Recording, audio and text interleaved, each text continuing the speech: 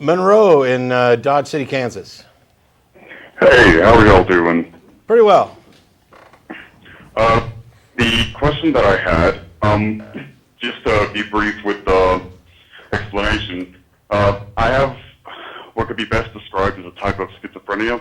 I've spoken to several different psychologists, and some have said it's a schizophrenia, some have said it's multiple personality disorder, and I would like to consider myself an intellectual, so I'm able to very well understand it, which I've had some psychologists say that it's incredibly rare for a person to be able to self-recognize mental disorder.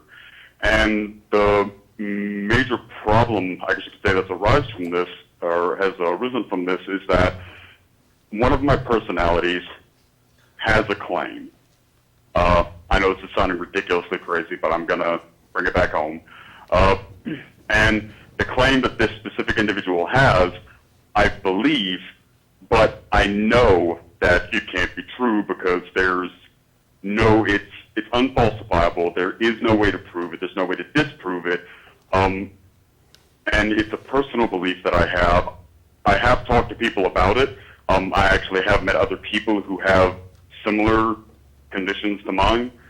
But I was wondering, is it fundamentally wrong to believe something even if you know that it cannot, or you are fairly certain that it cannot be true?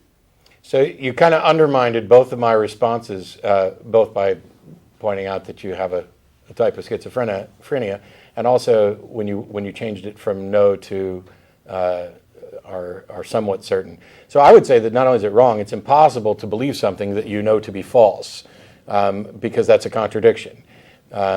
In most situations, setting aside multiple personalities, etc., I could certainly see a case where one personality believes one thing and one personality believes another. But for a single agent, a single individual, to simultaneously believe that something is true and know that it is false is a contradiction that I can only get out of by saying that somewhere here there's an equivocation fallacy, that what you mean is not two contradictory things about the same discrete proposition. It's like, I believe X when I know something kind of like X isn't true. It's kind of what I'm saying. It'd be helpful if we had the actual belief. I don't know if you want to say what it is. So I think a lot of what you're saying is based on a rational mind, right? A rational mind can't do this, right, or shouldn't do this. They should question that contradiction and arrive at one or the other, right?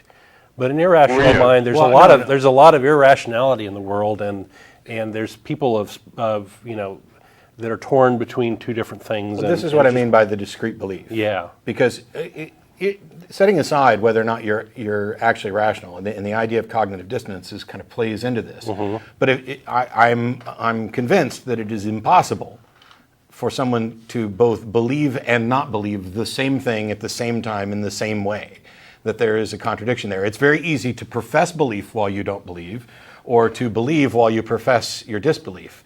But I don't see any path the paths out of this are for there to be an equivocation fallacy, where the two things are not quite the same, or not the same in the same way at the same time. Since I gave a nickname, and I'm a truck driver and I'm constantly moving, so I won't be in this same location 2 days from now, I don't have a problem actually stating what the belief is. Okay. But it's the predominant personality that I've had as far back as I can remember. Back when I was 6 and 7 years old, I remember this personality. And it is made the claim that it is an extra-dimensional being, which automatically brings up quite a bit of skepticism.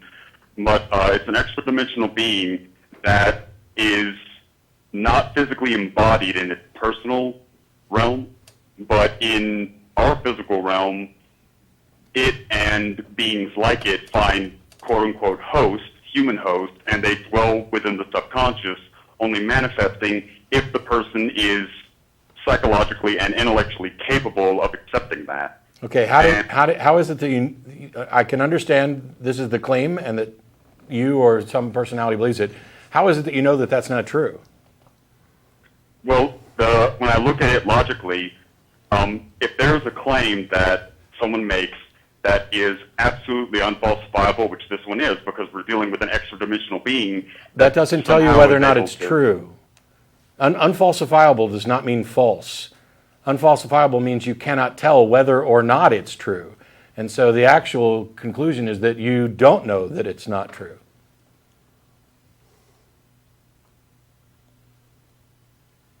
Okay.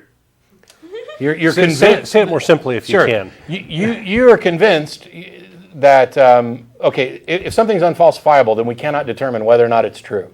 And so when you say that you believe it, but that you know it's not true, the part of that is problematic then is saying that you know it's not true, because you have no way to know whether it's true or not. One can be skeptical about it. Yeah, you can intuit that this is unlikely or that it doesn't make sense or anything. You know, you can have things along those lines, but you have no way of knowing that it's not true. But that's a shifting of the burden of proof, because the burden of proof is on the claim that it is true. Okay. So it's not problematic to. Well, I would say that you shouldn't believe this, because by virtue of it being unfalsifiable, you have no reason to accept it, and you have no reason, no justification to say that it's false.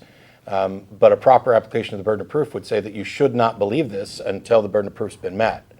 So while one of your personalities has a claim, it seemed to me that the rational position would be that, okay, that's your claim. I don't yet believe it because you haven't produced evidence to convince me. It's not the position that that's just false.